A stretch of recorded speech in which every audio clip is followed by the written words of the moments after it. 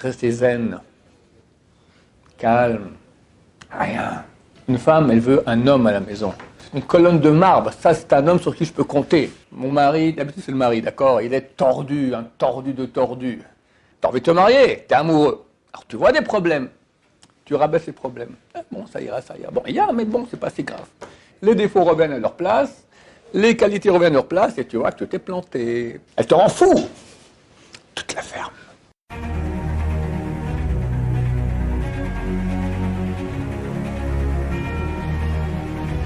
Ce show dédié pour la Refoua Shema de Rivital Bat Hana et de Odette Bat Zora. Bezrat Hashem, que Dieu leur envoie une guérison rapide et complète. La question de Solal. Pourquoi on conseille aux femmes et aux hommes de se marier tôt? Pourquoi est-ce que la Torah conseille-t-elle aux hommes et aux femmes de se marier tôt? Très juste. Très juste. Alors en fait, il y a deux aspects dans la question. Il y a la maturité physique et la maturité psychique, psychologique. Dès l'âge de 15 ans, on va dire, grosso modo, même un peu avant, l'homme a déjà un réveil physique qui fait que les glandes testiculaires commencent à produire de la semence. Et donc, avec cela, il a des pensées de femmes interdites. Donc, avec cela, à Dieu ne plaise, il peut se mettre en état d'érection, ce qui est interdit. Donc, chas et shalom, il peut arriver même à zera la batala, de la semence en vin, involontaire, ou même à Dieu ne plaise, volontaire. Shulchan Aruch, il écrit qu'il n'y a pas de péché plus grave que cela. Chapitre 23 de Even Haezer. Et il y en a des plus graves. Mais Shulchan Aruch veut mettre l'accent là-dessus, à quel point c'est grave. Dès lors, s'il a des besoins physiques, sexuels, qu'il se marie. Comme ça, il a une femme et normalement, il pourra évacuer toutes les pressions sexuelles qu'il y a dans son corps. Donc, c'est très conseillé de se marier tôt. Et la Gemara, je crois que c'est Rav Chisda, il a dit, je me suis marié à l'âge de 15 ans, je crois que c'était comme ça. Il a dit, si je m'étais marié à l'âge de 13 ans, j'aurais flanqué une épée entre les yeux, dans le front du Yetzer Hara, du mal, d'accord? J'aurais plus aucune pulsion négative. Aujourd'hui, en Occident, on se marie plus tard. Les gens sont ravagés, les hommes sont ravagés par des pensées négatives du Yetzer Hara, d'accord? D'autant plus que la situation de la pudeur des femmes, elle est catastrophique. Donc, les hommes voient, donc l'esprit pense, et donc le corps commence à agir. Et c'est très très difficile pour un homme de vivre en sainteté. Donc, on recommande beaucoup. À un point tel que la Mishnah, elle dit que depuis l'âge de 18 ans, Dieu attend, à 18 ans, il faut se marier, et Dieu attend jusqu'à l'âge de 20 ans que tu se maries. S'il ne se marie pas, à 20 ans, il le maudit. Il le maudit. Et j'avais un élève ici, que je pensais qu'il n'était pas prêt pour le mariage. Et je voulais voir un rabbin, un des grands de la génération, chassidique. Je précise parce que chez eux, c'est beaucoup plus dans le sang de se marier très tôt. Les chassidim se marient très très tôt. Et lui, il m'a dit, bien sûr qu'il se marie, il marié droit dans les yeux comme ça. Il m'a dit, celui qui ne dit pas comme ça, Toeb Bidvar Mishnah, il se trompe dans une Mishnah. Mishnah, c'est la base des bases. Quelqu'un qui se trompe là-dedans, c'est un nul, d'accord? Il me regarde droit dans les yeux. Si tu lui dis de ne pas se marier, tu es un nul. Et pourquoi j'avais posé la question? Parce que là, j'arrive au deuxième point, qui est super important, c'est la maturité psychologique, d'accord? Se marier, c'est pas simplement on met une femme dans le lit et puis voilà, on est échappatoire pour nos pulsions sexuelles et tout va bien dans le meilleur du monde. Pas du tout, mon cher ami. Tu es en train de créer une maison avec une relation, avec quelqu'un qui est différent de toi. Il faut apprendre à t'écraser, à te retenir, pas s'énerver, pas dire des vilains mots, pas accepter la vie contraire quand tu dis des trucs tordus des fois, d'accord? Tu as fait tout le bien, puis tu dis mais pourquoi tu as fait l'idiot, d'accord? Mais au contraire, j'ai voulu faire bien, d'accord? Et elle ne voit pas, ou tu t'es trompé, ou elle s'est trompée, d'accord? Restez zen, calme, rien. Une femme, elle veut un homme à la maison. Un homme, c'est pas quelqu'un qui tape sur la table, d'accord, et qui fait avec ses muscles. C'est quelqu'un, quand on l'écrase, il s'écrase. La femme voit ça, elle admire cet homme. C'est une colonne de marbre. Ça, c'est un homme sur qui je peux compter. Quand il dit quelque chose, c'est quelque chose qui est réfléchi, qui est juste. C'est pas ces pulsions animales qui sortent. L'animal chez lui, il est dompté. C'est un type solide. Elle compte sur lui. Ça, c'est un homme. La femme veut un homme à la maison. La femme, de façon naturelle, elle est beaucoup plus sensible à ses émotions, émotive que l'homme. L'homme aussi, il est émotif. Puis il y a des gens qui sont plus émotifs, moins émotifs. Mais l'homme, il a une faculté beaucoup plus grande de maîtriser ses émotions que la femme. Donc, avant le mariage, il faut que l'homme soit déjà en état où il peut gérer ainsi une maison. Et d'habitude, à 18 ans, ce n'est pas le cas. D'habitude. Aujourd'hui, en tout cas. Même à 20 ans, 22 ans, 23 ans, tu as des gens qui sont tout à fait immariables. Des fois, à 40 ans encore, ils sont immariables. Alors là, on se trouve dans un dilemme terrible, parce que le type, on voit qu'il doit se marier. J'ai eu ici des élèves à l'Yeshiva qui étaient en pression sexuelle atroce. Atroce. Surtout des gens qui ont déjà goûté à ça, puis on fait le chouva. Hein. C'est beaucoup plus dur pour eux de se retenir que quelqu'un qui n'a jamais goûté à ça. Donc ils se retenaient. Mais ils étaient immariables. Mais immariables. Et il y en a qui sont mariés sans notre accord. D'habitude, dans 18% des cas, on a raison, après quelques mois, boum. Ou hélas, après quelques années, des enfants, boum. Parce que le type, ça va pas, d'accord? Il ne sait pas se comporter. C'est un animal, une bête féroce.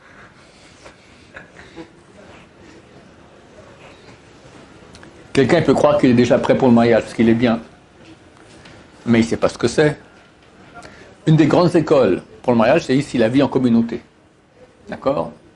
On est en hiver, il fait froid, et ton voisin ouvre la fenêtre de la chambre. Ou on est en été, il fait chaud, et il ferme la fenêtre de la chambre, par exemple. Ou il ronfle. Ou sous votre respect, ils ne sont pas bons. D'accord? Ou qu'est-ce que j'en sais, moi? Il est monté avec ses pieds sales sur ton oreiller. D'accord? Ou qu'est-ce que j'en sais? Il y a 40 000 raisons qu'on peut ne pas s'entendre. S'écraser. S'écraser.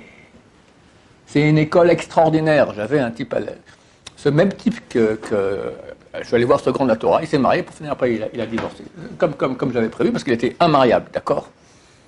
Il était immariable, et j'avais un jeune homme qui avait une trentaine d'années, qui était dans la même chambre que lui, et qui m'a dit, j'en peux plus. Ce type-là, c'est un cas, d'accord? Je lui ai dit, tu restes dans la chambre, tu t'écrases, entraînement pour le mariage. Quelques années plus tard, il est venu me voir, 10 ans plus tard, ce type-là, il m'a dit, je me suis marié, et sachez, j'aurais divorcé au moins déjà 3 fois. Sans l'entraînement des commandos que vous m'avez fait faire dans cette chambre avec ce type-là. J'ai appris à m'écraser. Ça aide. Maintenant, après tout, même après une bonne formation dans la yeshiva de vie en communauté où on apprend à s'écraser, c'est rien par rapport au mariage. C'est inimaginable. Parce que il y a un grand panneau. Elle est mignonne, tu es mignon, on s'aime, on s'adore, tout ira bien. Tu parles, le panneau. Des fois, déjà, même avant le mariage, on voit que ça ne va pas. Combien m'ont écrit? Mon mari, d'habitude c'est le mari, d'accord? Il est tordu, un tordu de tordu. Mais j'étais amoureux, j'étais aveuglé. Le mot aveuglé, je voyais, mais j'étais aveuglé. Qu'est-ce qui fait l'amour? T'as envie de te marier, t'es amoureux. Alors tu vois des problèmes, tu rabaisses les problèmes. Ah, bon, ça ira. Bon, il y a, mais bon, c'est pas si grave.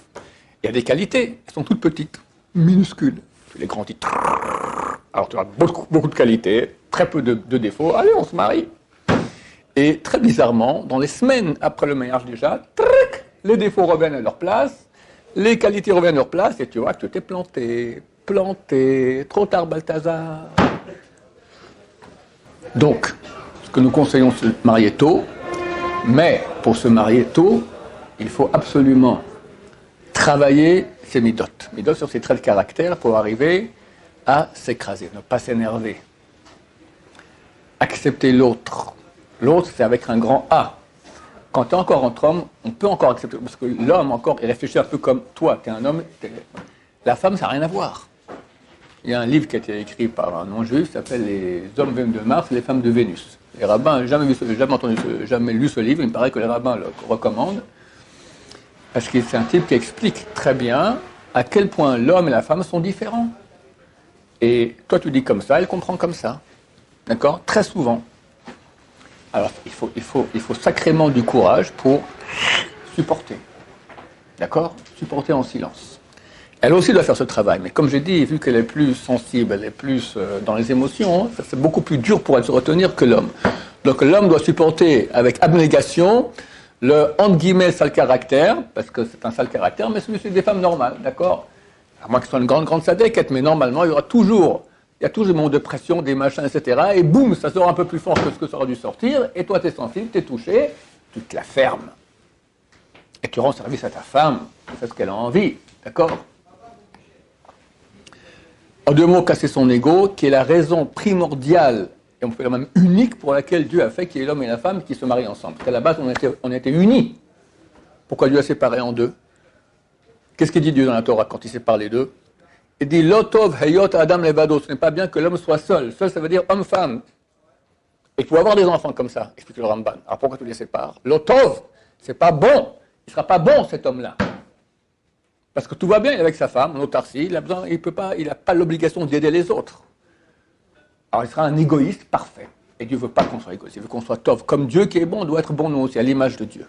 Alors il met la femme en face. Et là, mon cher ami, il commence le match, d'accord? Elle te rend fou. Tu te la fermes. Et encore, et encore, et encore. Et là, tu grandis. Elle va t'admirer, Dieu va t'admirer, comme a dit Rav Steinman. Une fois, quelqu'un est venu le voir, lui a dit, écoute, Rav, j'ai un élève qui part en Amérique demain, il faut lui donner une formation super rapide pour le mariage. Qu'est-ce que je lui dis? Je lui dis trois choses. 1, qui s'écrase. 2, qui s'écrase. 3, qui s'écrase. En hébreu, en plus précisément en français, il m'a dit qu'il cède. C-E-D-E. Céder. Le Rav disait, j'étais jeune, il y a un verset qui dit qu'on est à la fin du Père un verset Teilim. Nar Haïti Gamzakanti, j'étais jeune et j'ai veillé. Velor Haïti, je n'ai pas vu. Sadik Ne'ezav, c'est la fin du verset. Elle lui changeait la fin, il disait, j'ai pas vu quelqu'un qui cède et qui perd. Celui qui cède, il perd. Pardon. Celui qui cède, il perd jamais. Il croit qu'il perd. Il perd dans son ego, il croit que je suis pas l'homme à la maison de le faire écraser. T'en fais pas. Je ne dis pas que tout ce qu'elle dit, il faut accepter, terminer, tu es devenu un pigeon. T'attends qu'elle s'est calmée. 1 jour, 2 jours, le temps qu'il faut. Après, chérie, viens, je vais te parler de ce qu'on a parlé l'autre jour, tout ça. Je pense que, tac, et que tu mets les choses au point bien. Elle va t'admirer. Alors, quand tu parles, c'est pas avec les réactions. Quand tu réagis, c'est l'animal qui est en toi qui réagit. Même que tu le dis avec une voix très, très calme, mais tu bouillonnes intérieurement, tu bouillonnes, puis ça se voit, ça passera pas. Quand ton animal interne commence à se réveiller, ça réveille l'animal aussi qui est interne, ça devient la cage aux fauves. Tu te la fermes, elle se calme, tu t'es calmé, tu parles, très bien. Je ne dis pas qu'il ne faut pas régler les problèmes, mais peut-être elle a tort, donc on va régler le problème. Mais calmos, la tête avec la tête, pas l'estomac avec l'estomac. Donc, afin que l'homme puisse se marier rapidement, il faut qu'il fasse ce grand travail. Maintenant, il y a un autre avantage à se marier rapidement aussi, à part les pulsions physiques, c'est que au niveau de l'entente, plus on se marie jeune, plus on va s'unir mieux. Parce que l'homme, à force qu'il vieillit, c'est comme un arbre. Au début, l'arbre, il est encore souple, tu peux le tordre. Après, il devient du vrai bois, impossible, d'accord? Plus quelqu'un grandit, plus il acquiert des façons d'être qui sont presque indélébiles chez lui. Or, toute la raison du mariage, c'est arriver à s'unir avec l'autre en changeant, en acceptant de changer des choses qui sont très, très... Je disais un temps, et je maintiens d'ailleurs, que comment Hachem choisit un chidour en 2 personnes, d'accord? Moi, je suis un type facile. Franchement, je suis prêt à céder pour beaucoup.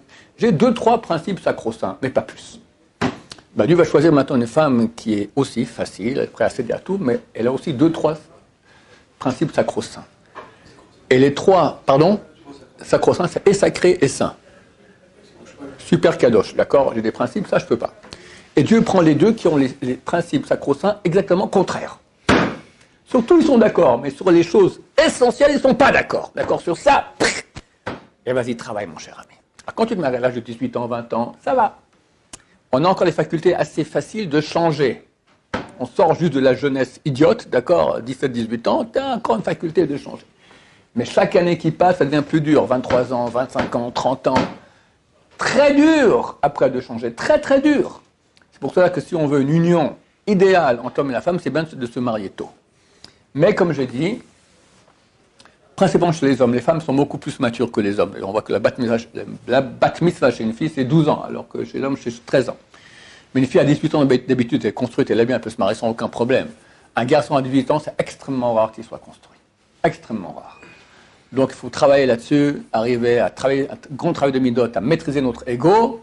Bien sûr, on ne pourra pas le vaincre totalement, c'est le programme d'une vie entière, mais suffisamment pour qu'on puisse être opérationnel mariage sans qu'un des deux fuit de la maison quelques semaines ou mois après le mariage. D'accord? Et ça va très très vite. Très très vite. Combien m'ont écrit « Ah, on s'est marié, qu'est-ce qu'on s'aime, tout ça », puis quelques semaines après, c'est déjà l'enfer. Ça va très très vite. Très très vite. Nous ne nous connaissons pas. J'avais un élève, il était doux comme un agneau. Vraiment très doux, très gentil, impeccable, un type très très bien. Et déjà, avant le mariage, je me dis, je ne me reconnais pas. J'ai des crises tout à coup de nerfs. Terrible avec ma fiancée. Mais je n'ai jamais été comme ça. Mon cher ami, on commence à faire guili-guili à ton ego. Tant que tu vivais, alors il y a des fois, on nous embête dans le bon, alors on tient la route, c'est pas si grave. Quelqu'un me dérange dans ma chambre, je change de chambre, d'accord? Mais la femme, elle est très très proche de toi. On est très très vulnérable et on s'aime. Donc chaque petite mauvaise note, ça fait mal. T'as mal, tu réagis. Donc ça demande un travail sur son ego extrêmement grand. Et ne croyez pas que même quand on l'a fait, tout va aller très bien. Après le mariage, il y a beaucoup de travail. Mais si on fait ce travail, et si on se plante parce qu'on se plantera, on demande pardon comme il faut bien, on s'attache, tout ira bien, on aura beaucoup d'enfants dans la Torah. Oui. Le truc de se calmer au bout de 2-3 jours. Parce que si à la personne, je ne dis pas ce que je ressens, je peux avoir de la haine contre elle parce que je ne suis pas clair envers la personne. Regarde, la haine que tu as, ça provient de l'âme animale qui est en toi. Quelqu'un qui s'énerve, il a de la haine pour son prochain. C'est avec sa femme, il a de la haine. C'est certainement pas maintenant qu'il peut lui parler. Et il ne doit pas exprimer sa haine. Rien. Qu'il l'avale. En Occident, quand j'étais jeune, on disait que si quelqu'un se retient de réagir, alors il emmagasine de l'agressivité. Et c'est mauvais. La Torah dit exactement le contraire. Comment on n'arrive pas à s'énerver? En s'énervant pas, en se retenant. Mais je boue intérieurement. Après, tu vas commencer à réduire. Parfois, tu deviendras zen. Il n'y a pas d'autre moyen. C'est pas en cognant dans un punching ball ou dans le mur, en se cassant la main, comme je connais des gens qui l'ont fait, d'accord, que tu vas te calmer. Au contraire, tu bois intérieurement, tu te calmes, tu réfléchis, et lentement, ça passe. Et à mesure que tu fais cet exercice-là, alors c'est comme un muscle qui t'arrive à maîtriser ta colère de plus en plus. Au bout d'un moment, tu n'as plus de colère, tu n'as plus de haine. Là, tu vas aller parler avec elle. Avant, à quoi ça sert? Tu vas réveiller sa haine aussi à elle. Ça va être encore pire. Tu dis, je vais lui expliquer gentiment, elle va m'envoyer un punching sur une tomate sur la tête. Comme ça, on va encore plus t'énerver. C'est pas comme ça. Il faut être très calme. Et après, quand les deux sont calmes, c'est presque oublié. On n'a même plus envie d'en parler. Là vient la mitzvah. Mitzvah, on n'a jamais envie de faire une mitzvah. Quand on a envie de faire une mitzvah, c'est pas la mitzvah. C'est l'ego qui boue. Quand tu n'as plus envie, là va parler. Voilà. Là, ça sera bien. Bezrat Hashem. D'autres questions? Oui. Comment on fait quand on est prêt à se marier? Tout le monde a ton rave. Mais en gros, si tu es quelqu'un de responsable, quelqu'un de droit, quelqu'un qui... Dans la vie, on voit l'ego, d'accord? Tu t'énerves pas. Quand on marche sur le pied, ça va, c'est pas si grave. Tu travailles. Normalement, ça devrait aller. Il faut être responsable, sérieux et avoir travaillé passablement sur son ego. Maintenant, on a beaucoup de mauvaises méthodes aussi, la paresse par exemple. Ça, c'est une chose incompréhensible, d'accord? Je vais expliquer. Les hommes sont paresseux et beaucoup d'hommes ont un problème de lever le matin. Les femmes, en général, n'ont pas ce problème. Maintenant, une femme ne comprend pas comment son mari, qui est censé être religieux, il est déjà 7 heures, il doit être à la synagogue, il est encore dans le lit. Alors, nous, entre hommes, on sait très bien parce qu'on a le même Yetzirara. Mais la femme ne comprend pas. Elle ne comprend pas. Pour elle, c'est très très dur d'accepter une chose pareille. Alors, il faut l'expliquer. Quand il manque un grain dans la tête, on est un peu toqué, d'accord? Mais ça ne suffira pas. Il faut se lever, d'accord? C'est clair. C'est des choses que la femme... J'ai connu un couple qui a failli divorcer une fois. La femme, elle est rentrée à 5 heures d'après-midi du travail. Elle a vu son mari encore dans le lit. Ben, ça a pété en cacahuète, d'accord? Et c'est normal. Maintenant, quelqu'un, vous savez, ça a commencé le matin, tu es entre 9h, 10h, midi, tu es fatigué, jusqu'à 5h, c'est facile d'arriver à un truc pareil. Mais la femme, elle ne comprend pas ça, un truc. Tu n'es pas responsable, en 2 mots. Ça, les nerfs, aider dans la maison. D'accord? Combien de couples ont des bagarres pour des bêtises, descendre la poubelle? Pourquoi c'est toujours moi? Descends la toi, d'accord? Et boum, elle a raison, elle bosse pendant 2 heures pour faire un bon repas, monsieur. On demande gentiment qu'il descende la poubelle, il fait la tête. D'accord? C'est pas facile. C'est pas facile. Moi, je dis à ma femme, un cadeau de Olam Haba. Combien de belles poubelles j'ai dans le Olam Haba, d'accord? C'est un chesed, c'est aider. Ces poubelles-là, elles vaut des milliards. Ne croyez pas que je suis très beau avec ma femme non plus, d'accord? J'essaie d'être bien, mais ne croyez pas que je sois un exemple non plus. Mais on se travaille pour arriver à faire du chesed, à aider, d'accord? Elle n'est pas ta servante. Toutes ces choses-là feront que la femme va apprécier son mari, elle va l'admirer, et leur Hachem, ils s'aimeront beaucoup dans une joie et un amour idéal. D'autres questions, messieurs? Oui. D'aimer, comment finalement on aime maintenant si... On va dire que chaque fois on va être en style-là, on va être en contradiction. On pourrait baser finalement et dire, tu sais quoi, on a peur d'arriver à un stade, on va dire, tu sais quoi, on vient, on parle plus, on détend, juste, on doit faire ce qu'on doit faire ensemble, et sinon après il y a plusieurs. Non, regarde, tu parles d'un couple qui ne s'aime pas. Un couple qui ne s'aime pas, hein, c'est beaucoup plus compliqué. Mais normalement, si on se marie, on s'aime. Il y a des gens qui disent on se marie, après on commencera à s'aimer. Moi je suis contre cela, parce qu'on ne peut pas se marier sans aimer déjà sa kala. Et ça va très vite, hein, faut pas croire. La méthode Shidur que nous faisons ici en Israël, c'est 8 rencontres, après on décide, oui ou non. Normalement, entre 4e, 5e, 6e rencontre, c'est pas amour, c'est un feu. Une fois un élève venu me voir et me dit, la 4e rencontre, je sens rien du tout. J'ai dit, continue. 4e, ça vient entre 5 et 6. À la 5e, il revient, je suis fou d'elle, d'accord, complètement, c'est le coup de foudre terrible. Ça vient, quand ça vient très fort. Et c'est sur cette base-là qu'on se marie. C'est une colle, je ferai peut-être un cours une autre fois là sur le sujet, c'est une colle artificielle que Dieu a fait, c'est pas l'amour, c'est le charme, ça s'appelle. On ne peut pas être encore amoureux, c'est du charme, mais c'est plus fort que l'amour. C'est une colle pour que ça marche. Ça permet que le couple s'unisse, et dans cette période-là, il va commencer à créer le vrai amour qui provient de l'investissement. En fonction d'un investissement qu'on fait dans une chose, on devient attaché à cette chose. D'accord, si je crée une table maintenant, je la construis, et on me dit la même table au magasin, même plus belle. Non, moi je préfère la mienne. Pourquoi? Elle est plus belle celle du magasin, parce que j'ai investi là-dedans. Vous savez, dans les familles où il y a des enfants problématiques, à problèmes handicapés, etc., les parents ont plus d'amour pour le handicapé que pour les autres. Pourquoi? Parce qu'ils s'occupent de lui tellement, ça crée un amour. Donc dans le cadre des sacrifices dont je viens de parler, que le mari doit faire pour sa femme, ça crée de l'amour. Maintenant, s'il y a une bagarre, pendant la bagarre, on ne s'aime plus. D'accord, mais ça revient. On n'est pas idiot, on comprend. Si j'étais amoureux hier, ça va revenir aussi après. Et si pendant 100 fois on s'est bagarré, puis à la fin on s'est calmé, l'amour il revient. Donc c'est pas une raison de partir en cacahuète et dire on ne s'aime plus. Mais c'est vrai que s'il y a trop de bagarres, l'amour il part, il ne revient plus.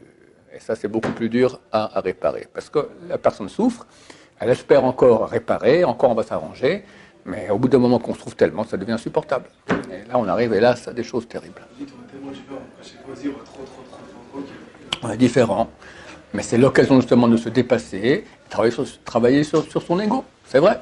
C'est pour ça qu'il faut déjà arriver au mariage avec une certaine dose de travail qui a déjà été fait, parce que sinon, si on commence le travail à zéro, ça sera avec les larmes de sa femme. Elle va pleurer 100 fois, elle va pleurer 300 fois, elle peut pleurer 1000 fois, puis au bout de 1000 fois, elle rentre chez sa mère. Elle a raison, parce que tu es un nul.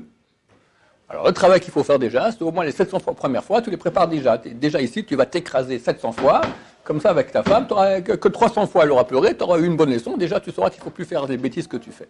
Et là qui pose la question, si on en a fait 8 rencontres, on avait dit maximum 8 rencontres. S'il y a des sentiments qui viennent, c'est bon, s'il n'y a pas de sentiments, on arrête. Et au bout de 8 rencontres, alors on fait le vort, on officialise qu'on va se marier, on a 3 mois, donc c'est super rapide. Il y en a qui disent, mais comment je peux me marier avec quelqu'un alors que je ne la connais pas, et on ne sait pas, etc., etc. C'est des bêtises. Pourquoi? Parce que la relation qu'il y a entre un homme et une femme non mariée, que ce soit cachère ou pas cachère, avec relation ou sans aucun contact physique, ou avec contact physique complètement interdit, ça n'a absolument rien à voir avec la relation qu'il y a après mariage. Quand c'est après mariage, c'est déjà une obligation. Tu es marié, tu as une partie d'âme quand le mari donne la bague à sa femme, sous le dénuptial, alors une partie de son âme va et entoure l'âme de sa femme, comme la bague qui entoure le doigt. Donc, ils sont liés au niveau des âmes déjà, ça n'a rien à voir.